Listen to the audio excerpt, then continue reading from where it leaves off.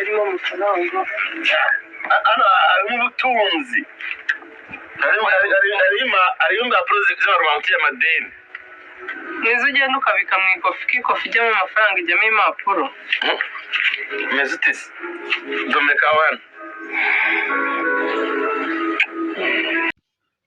Muri uko kwirukanka Kiramani yabuze icyo akora, abura n'icyo arenzaho, ndetse amukurikiye aramubura. Bigaragara ko Nyambo yari yirukanse kubera yari abonye Yannick afite umwana, ndetse Kiramani agenda amukurikiye ariko bibi by'ubusa ntiyamufata, undi ahita yurira imodoka arigendera. Reka dukomereze ku gice cya 4, nkomeza gushimira buri umwe wese ukomeza kudufasha buri munsi, ndetse agakora subscribe, agakanda no ku nzogera kugira ngo ibiganiro byacu bya buri munsi bijye bikomeza kumugeraho, ndetse nk'inkuru nk'izi ngizi z'urukundo ajye zibonera ku gihe, ndetse mu bantu zishimisha cyane, cyangwa se ku bindi bitekerezo mwaba mugiye kuduha wenda nk'indi nkuru runaka twabakoreraho, mujye mubishyira muri komenti nzajya ndabibona. Reka dukomeze inkuru yacu. Ubwo Kiramani yabuze icyo akora,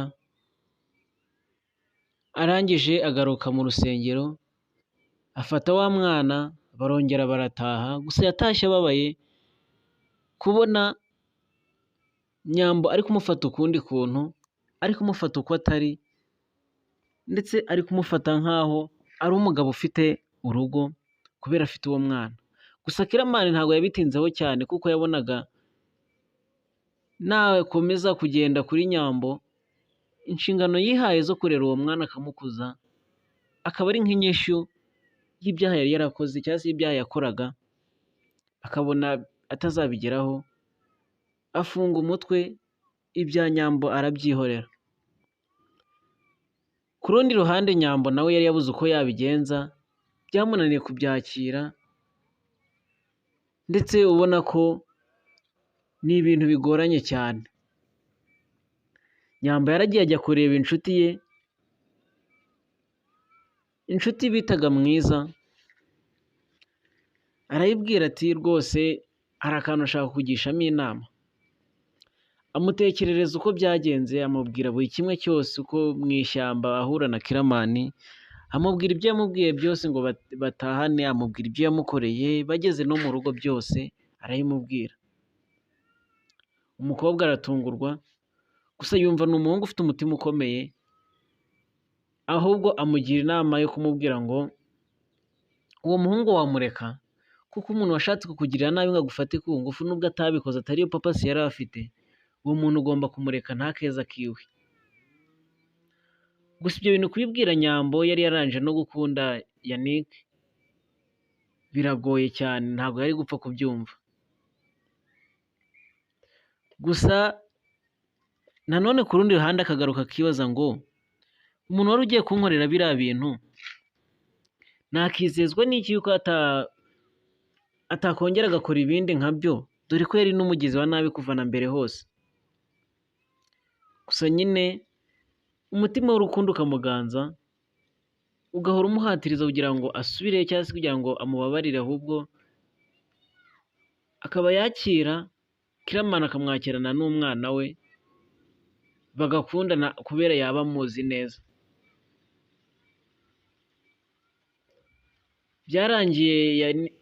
Byarangiye Nyambo atashye nta kintu agezeho, n'inama bamugiriye atari kuzumva.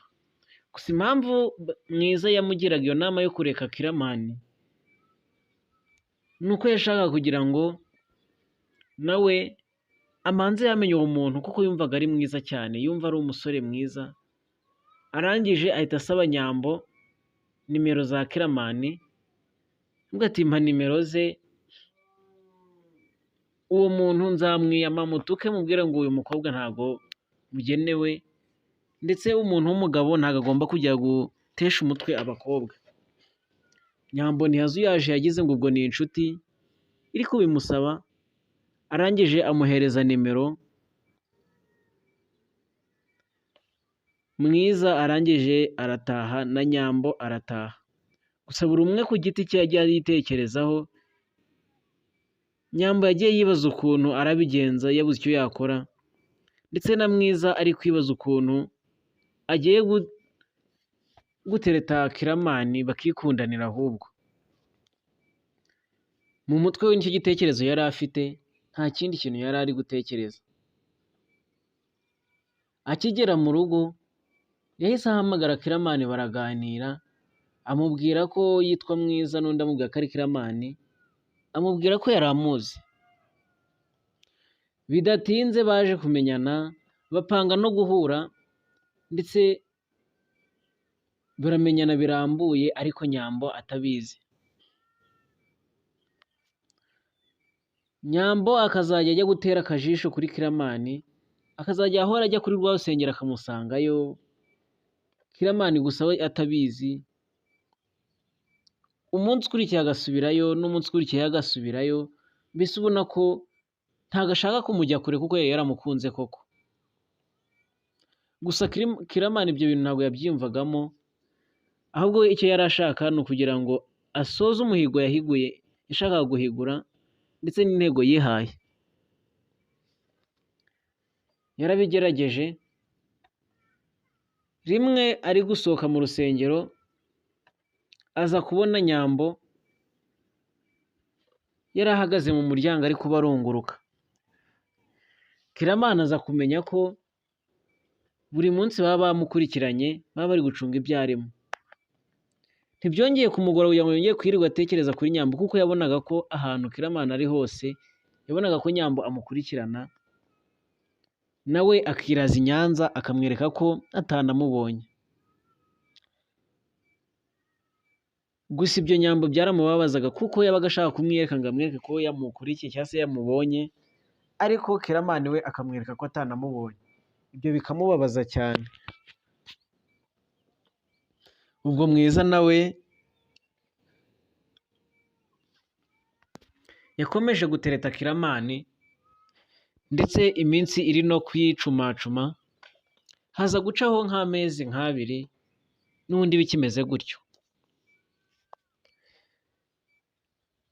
Mwiza yaje guterwa indobo na Kiramani, aramubwira ngo afite undi muntu akunda, amubwira ko mbese akunda Nyambo, ariko nyine aba adashaka kubishyira ku mugaragaro cyane. Mwiza yanze kujya gutanga ayo makuru, ahubwo ashaka kwikubira Kiramani. Yabuze uko abigenza, Kiramani yari yamwanze, noneho aza guhimba ikinyoma cyo kuvuga ngo Kiramani yamuteye inda, ndetse uriya mwana Kiramani aba afite ni uwe. Iyo nkuru Nyambo yaje kuyimenya, biramubabaza cyane kubona inshuti ye magara yizeraga, yabwiraga buri kimwe ari kumukorera ibyo bintu byose. Byaramucanza buri icyo akora, ndetse agahinda karamwegura. Yatekereza ibyamubayeho, ibyo yari agiye kumukorera, n'ukuntu yamusanganye n'umwana yari azi ngo ni umusore, none akaba yumvishe ngo uwo mwana ni uwa Mwiza, mushuti wa Nyambo. Byaramurenze abura icyo akora.